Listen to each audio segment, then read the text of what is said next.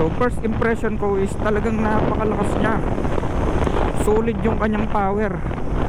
Kung anong hinihingi mong power sa talagang ibibigay niya, unlike sa stock. So nasanay kasi tayo sa stock na maatik. Kaya ayun, talagang napakalaki ng difference. At yung tunog niya, ano, kapag nare-reach niya na yung mid-range ng kanyang RPM, yung twin valve niya talagang sumisipol. At ang kulay nga pala nitong Raider FI natin is Pearl White Ivory. So stock pa lang siya. At ang kanyang itinakbo is 673 kilometers pa lamang. So need na rin itong i-change oil. Baka ako na lang yung mag-change oil nito. Ayan, kahit na okay lang naman kahit na ma-void yung warranty. Kasi natanong namin dun sa kasa na pinagkuhanan natin itong Raider natin, kapag hindi mo pina-maintenance sa kanila, or kapag ikaw na yung nag-maintenance, for example nag-change oil, mabuboid yung warranty, yung 1 year warranty. Pero okay lang naman yon, kasi tayo rin naman yung gagamit. Syempre tayo na rin yung mag-maintenance para alam natin yung history ng motor. At the same time alam naman natin to gawin since automotive tayo or mekaniko tayo. Ayun, at napagdesisyonan ko na hindi ko na siya dalhin sa kasa. Lumabas na nga pala yung papel nito, no? At hindi ko pa nga pala siya napapaprint, gawa ng yun, busy pa.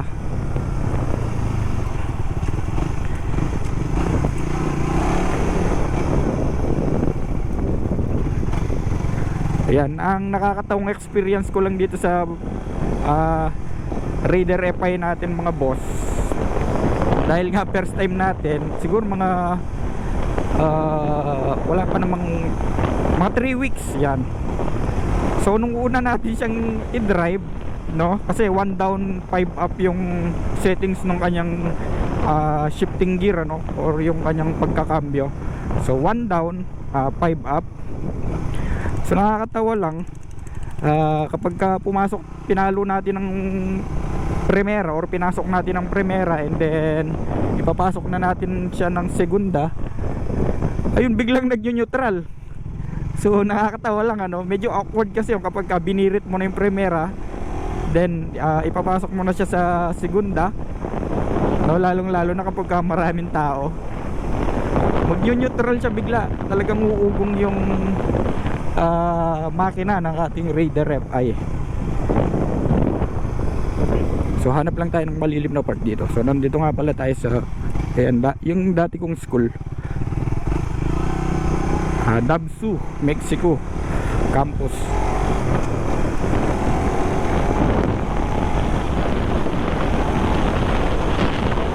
At malalaki na nga pala yung mga mais dito.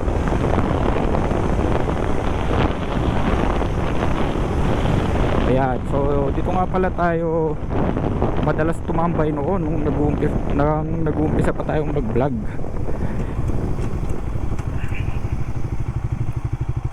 Ayan. So mabilis ang review lang sa ating Raider FI.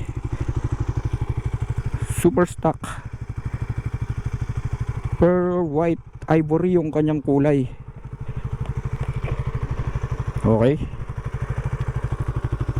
And comparison sa pagmamaneho ng NMAX, kahit na pareho silang 150cc above, so napakalaki talaga ng difference kapag nakapag-drive tayo ng Raider FI. Talagang yung gusto mong bilis is ibibigay niya. Ayun. So nakakatakot nga lang gawa ng mabilis itong motor na to, at marami nang nadisgrasya.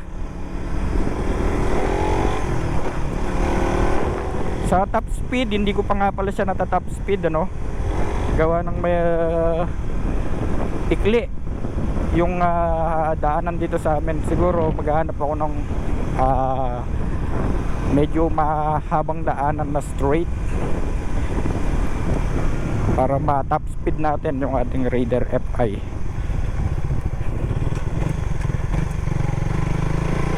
Sa mga susunod nga palang mga vlogs natin mga boss, syempre papalitan na rin natin to ng at sa mga susunod na vlog nga pala natin mga boss, ayun, dahil may Raider FI na tayo, hindi po pwedeng hindi natin siya pormahin kahit na pa konti-konti lang.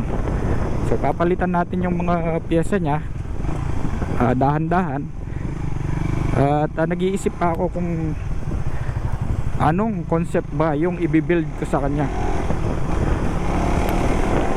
kung Thai ba or Malaysian or ayun, yun lang naman kasi yung mga trip kong concept. And about sa show, hindi naman tayo sasali sa mga show kasi hindi tayo mahilig makipag show. So pang personal ano lang yun sa atin, build yan, to inspire lang ano.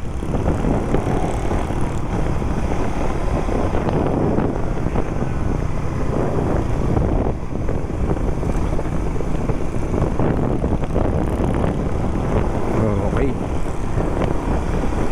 so talagang napakaangas ng Raider FI ano, kahit na stock pa lang siya. And sa comfortability naman ng pagmamaneho, medyo ngalay nga lang gawa ng sporty kasi siya. So medyo